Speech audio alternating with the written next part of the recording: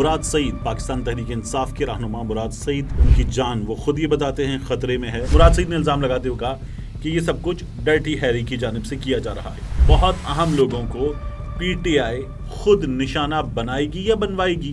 خبر کے مطابق بھارت کی مرکزی حکومت نے ملک کے تمام 62 کنٹونمنٹ بورڈز ختم کرنے کا فیصلہ کیا ہے۔ ہمارے ہاں جو ایگریکلچرل لینڈ ہے وہ اسٹیبلشمنٹ کے استعمال میں آتی ہے۔ انڈیا میں اس سلسلے میں جو قدم اٹھایا گیا ہے اس کو سراہا جا رہا ہے۔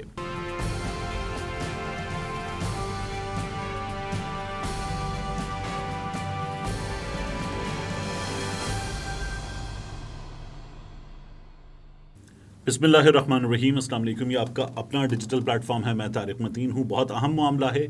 مراد سعید پاکستان تحریک انصاف کے رہنما مراد سعید، ان کی جان وہ خود یہ بتاتے ہیں خطرے میں ہے۔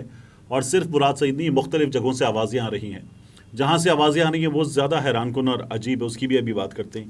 لیکن ان تمام چیزوں کے بعد مراد سعید نے مقدمات کی تفصیلات کے لیے، جو ان پر درج مقدمات ہیں ان کے لیے لاہور ہائی کورٹ سے رجوع کر لیا ہے۔ لاہور ہائی کورٹ میں مراد سعید کی جانب سے درخواست دائر کی گئی ہے اور اس میں وفاقی حکومت سمیت دیگر افراد فریق بنائے گئے ہیں۔ مراد سعید کا یہ کہنا ہے کہ میں وفاقی وزیر رہ چکا ہوں، سیاسی بنیادوں پر مجھ پر مقدمات درج کیے جا رہے ہیں، متعلقہ ادارے مقدمات کی تفصیلات فراہم نہیں کر رہے۔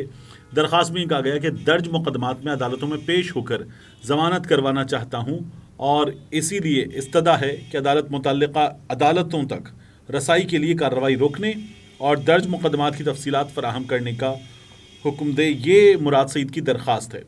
اب معاملہ کیا ہے؟ معاملہ یہ ہے کہ گزشتہ روز ہم نے یہ دیکھا کہ مراد سعید نے خود یہ سوشل میڈیا پر آ کر ویڈیو بیان دیا اور کہا کہ ان کی جان کو خطرہ ہے۔ مراد سعید نے جو الزام لگایا اس میں مراد سعید نے ایک اصطلاح جو پاکستان تحریک انصاف کے لوگوں نے اکثر استعمال کی، سوشل میڈیا پہ بہت استعمال ہوتی ہے، وہی اصطلاح استعمال کی۔ عمران خان صاحب پر اس اصطلاح کے استعمال پر پرچہ بھی ہو چکا ہے۔ مراد سعید نے الزام لگاتے ہوئے کہا کہ یہ سب کچھ ڈرٹی ہیری کی جانب سے کیا جا رہا ہے۔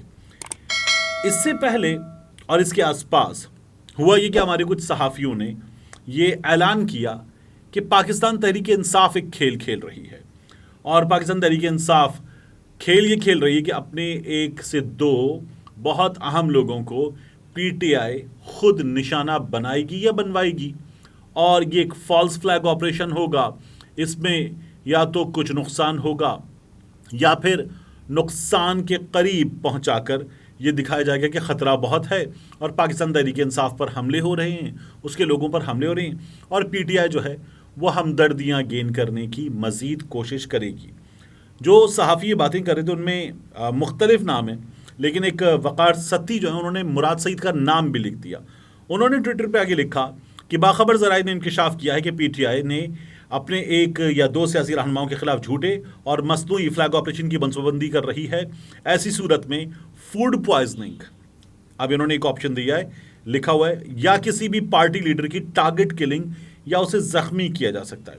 اب آگے لکھا ہوا پی ٹی آئی کی اس ممکنہ سازش کو حقیقت بنانے کے لیے آسان ہدف مراد سعید ہو سکتے ہیں۔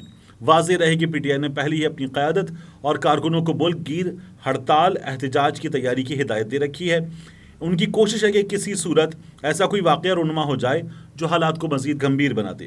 وقار نے مزید یہ بھی لکھا کہ ذرائع نے یہ بھی بتایا کہ منصوبہ مستقبل میں ملک میں مزید افراتفری پھیلانے کے لیے ہے تاکہ اسٹیبلشمنٹ کو دباؤ میں لایا جائے، مذاکرات کو ناکام بنایا جائے اور سپریم کورٹ سے اپنے حق میں فیصلہ لیا جائے۔ ذرائع نے یہ بھی بتایا کہ پی ڈی ایم کا ایک وفاقی کابینہ کا رکن وفاقی حکومت کی تمام اندرونی معلومات پی ٹی آئی کی مرکزی قیادت کے ساتھ شیئر کر رہا ہے، جس کا نام جلد سامنے آنے والا ہے۔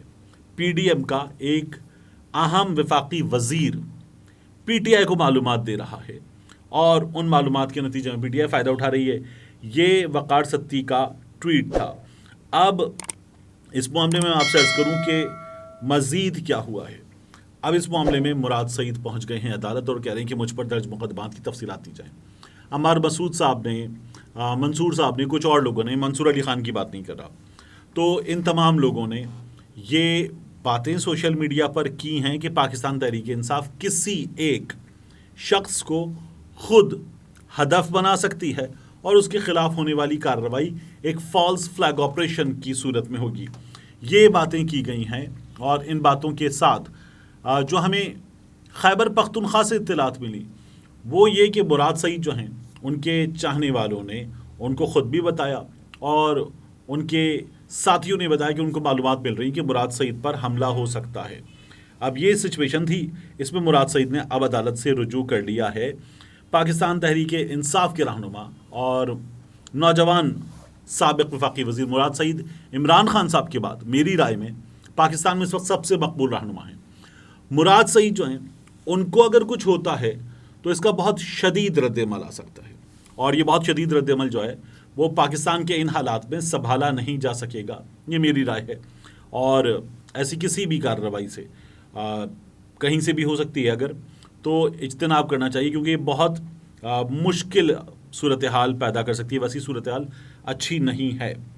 اب اس کے بعد میں آپ سے عرض کروں کہ انڈیا سے خبر ہمارے سامنے آ رہی ہے۔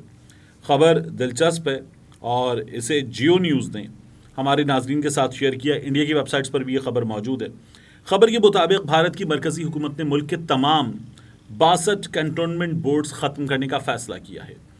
بھارتی میڈیا یہ بتا رہا ہے کہ کنٹونمنٹ کے اسٹیٹس میں تبدیلی کے لیے 27 اپریل کو نوٹیفیکیشن جاری کیا گیا ہے، اور نوٹیفیکیشن کے مطابق شہری علاقوں میں آنے والے میونسپل اداروں کے حوالے کر دیے جائیں گے یہ کنٹونمنٹ بورڈز، اور آرمی ایریا کو ملٹری اسٹیشنز میں تبدیل کر دیا جائے گا۔ اس طرح بھارت میں برطانوی نو آبادیاتی دور سے قائم کنٹونمنٹ نظام کا خاتمہ ہو جائے گا۔ بھارتی میڈیا کے مطابق اس وقت بھارت میں کل 62 کنٹونمنٹ بورڈز ہیں۔ رپورٹ کے مطابق کنٹونمنٹ بورڈز ختم کرنے کا آغاز چین کی سرحد سے منسلک بھارتی ریاست ہماچل پردیش سے کیا جائے گا۔ اس کنٹونمنٹ کو جلد ہی ملٹری اسٹیشن میں تبدیل کر دیا جائے گا۔ یہ صورتحال ہے بھارت میں۔ ہمارے ہاں اکثر اس بات پر تنقید ہوتی ہے کہ ہمارے ہاں جو اسٹیبلشمنٹ ہے وہ ڈی ایچ ایز بناتی ہے۔ ہمارے یہاں اس بات پر تنقید ہوتی ہے کہ ہمارے ہاں جو ایگریکلچرل لینڈ ہے وہ اسٹیبلشمنٹ کے استعمال میں آتی ہے، حکومتیں خود دیتی ہیں، حکومتیں تنقید کا نشانہ بنتی ہیں، اور ان کے سٹیکس جو ہیں وہ سب سے ہائی ہیں۔ ہمارے ہاں جنرل راحیل شریف صاحب ہوں یا دیگر افسران، یہ اپنی ریٹائرمنٹ پر اہم ترین زمین جو ہے وہ حاصل کرتے ہیں، اور اس بات پر بھی بڑی تنقید کی جاتی ہے کہ انہیں جو زمین لینا الاؤڈ ہے وہ بارڈر ایریاز میں زرعی زمین ہوگی، ایسی زمین جو غیر آباد ہوگی، اور اس کو یہ آباد کریں گے۔ مگر اس بات پر بڑی تنقید ہوتی ہے کہ ہمارے ہاں کے افسران جو ہیں وہ اپنی ریٹائرمنٹ پر جو زمین حاصل کرتے ہیں وہ زمین بڑی پرائم لینڈ ہوتی ہے۔ بعض جگہوں پر تو یہ خبریں آئیں کہ وہ ہاؤسنگ سوسائٹیز والی زمین تھی، ان کے ساتھ والی زمین تھی، جسے لیا گیا اور زرعی مقاصد کے لیے استعمال بھی نہیں کیا گیا۔ انڈیا میں اس سلسلے میں جو قدم اٹھایا گیا ہے اس کو سراہا جا رہا ہے۔ اور آخر میں آپ سے عرض کروں میں کہ الیکشن کمیشن آف پاکستان عدالت پہنچ گیا ہے، سپریم کورٹ، اور کہہ رہا ہے کہ 4 اپریل کا جو فیصلہ ہے جس کے مطابق 14 مئی کو انتخابات ہو رہی ہیں، اس فیصلے پر نظر ثانی کیا جائے۔ الیکشن کمیشن نے اب عدالت سے یہ کہا ہے کہ سوال ہی نہیں پیدا ہوتا کہ 14 مئی کو الیکشن ہو سکیں، کیونکہ ہمیں فنڈز فراہم نہیں کیے گئے۔ اب اکثریت کی رائے یہ ہے کہ 14 مئی کو غالباً الیکشن نہ ہو سکیں، لیکن عدالت حالات کو دیکھتے ہوئے تاریخ میں کوئی تبدیلی مزید کر سکتی ہے، مگر یہ جو مناسب فیصلہ ہے اس فیصلے میں کسی کی رخصت کا فیصلہ بھی آ سکتا ہے۔ دوسرا، عدالت کچھ دن آگے بڑھا کر دوبارہ انتخابات کا حکم دے دے گی، اور عدالت پر اب تک اس حکومت کے دوستوں نے دباؤ ڈالنے کے لیے جو کچھ کیا تھا وہ نظر انداز کر دیا گیا ہے اس عدالت کی جانب سے، اور عدالت نے یہ اپنے رویے سے ظاہر کیا ہے کہ جو وہ کام کر رہے ہیں وہ کام بڑا ہے۔ اگر وہ چھوٹی موٹی مخالفت کو یا پریشر ڈالنے والی ٹیکٹکس کو رسپونڈ کرنا شروع کریں گے تو یہ بہت چھوٹا کام ہوگا، انہیں بڑے کام پر فوکس کرنا چاہیے۔ ملتے ہیں انشاءاللہ آپ سے اگلی ویڈیو میں۔